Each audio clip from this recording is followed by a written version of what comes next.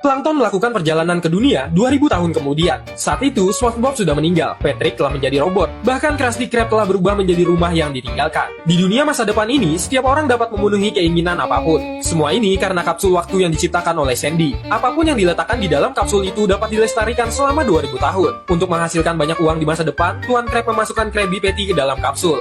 Tepat pada saat itu, Plankton terbang dengan roket. Dia ingin mencuri Krabby Patty di dalamnya. Ketika Tuan Krab melihat Plankton memasuki kapsul itu, dia segera menutupnya. Segera 2000 tahun pun berlalu. Plankton akhirnya keluar dari kapsul waktu. Plankton yang malang berhasil selamat dengan memakan satu molekul Krabby Patty setiap harinya. Dengan metode ini bahkan membantunya untuk memecahkan formula rahasia Krabby Patty. Tepat ketika dia berpikir dia akhirnya bisa menguasai dunia, dia menyadari bahwa sekitarnya telah menjadi asing.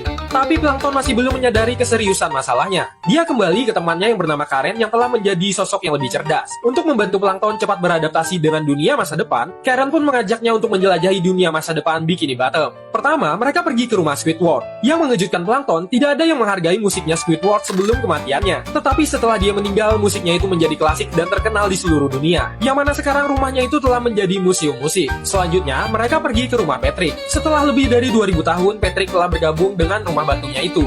Sekarang dia telah menjadi makhluk cerdas tingkat tinggi. Tapi satu-satu hobinya adalah masih tidur. Kemudian Karen membawa Plankton ke rumahnya SpongeBob. Dia pikir bahwa penampilan SpongeBob normal. Tetapi Karen memberitahunya bahwa ini hanyalah proyeksi SpongeBob. Setelah menyusut selama lebih dari 2000 tahun, SpongeBob telah menjadi kubus logam. Tetapi Plankton tidak tertarik dengan semua ini karena sekarang dia telah mengetahui rahasia Krabby Patty. Dia hanya ingin menggunakannya untuk menguasai dunia. Tetapi Karen memberitahunya bahwa Krusty Krab telah tutup 1000 tahun yang lalu. Dengan perkembangan teknologi, orang sekarang bisa mendapatkan apapun yang mereka inginkan. Jadi formula rahasia Krabby Patty sekarang tidak berharga. Plankton hancur, dia sudah muak dengan masa depan yang mengerikan ini. Yang dia inginkan hanyalah kembali 2000 tahun yang lalu. Tanpa diduga, Karen mempunyai cara untuk kembali. Dia membawa Plankton ke rumahnya Sandy. Namun anehnya, kubah pohon itu tidak berubah sama sekali. Karen memperingati Plankton bahwa Sandy telah berbeda dari yang sebelumnya. Plankton akhirnya mengumpulkan keberanian dan mengetuk pintu. Pintu terbuka secara otomatis. Setelah berhasil masuk, Sandy melompat keluar dari balik pohon. Melihat Sandy telah menjadi apa, Plankton terkejut.